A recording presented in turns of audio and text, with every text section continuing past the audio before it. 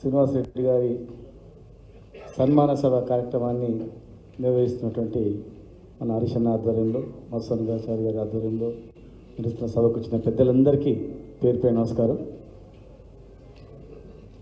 వారు ఒక ప్రొఫెసర్గా రిటైర్డ్ అయ్యి పార్టీ జాయిన్ అయినప్పుడు మేము 2001-2 నుంచి డైరీ ప్రోగ్రామ్ చేసేది.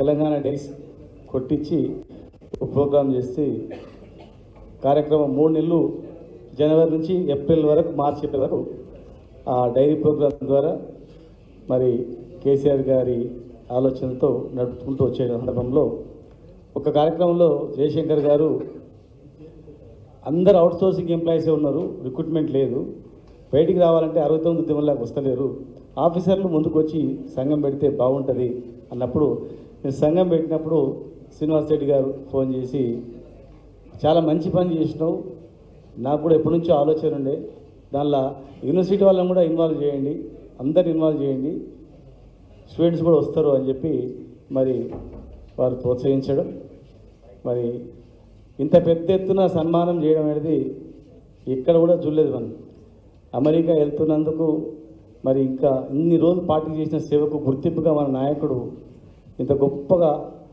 ఒక ఇన్స్పిరేషన్, పనిచేసే వాళ్ళకు ఉత్సాహం ఏంటట్లు అమెరికా వెళ్ళినా కూడా ఒట్టి ఉండకుండా తెలంగాణ వ్యక్తులను అక్కడ ఐక్యం చేసి వాళ్ళను తెలంగాణ వైపు పారిశ్రామిక రంగంలో కావచ్చు అనేక రంగాల్లో ఇన్వాల్వ్ అయ్యేటట్లు వాళ్ళు చేయాలా, ఉత్సాహవంతంగా చేయాలని చెప్పి వారు చేయడం మరి నిజంగా చాలా సంతోషం. వారి గురించి ఎంత చెప్పినా తక్కువనే. పార్టీ ఆఫీస్ అంటే ఎవరు లేకపోయినా శ్రీనివాస్ రెడ్డి గారే.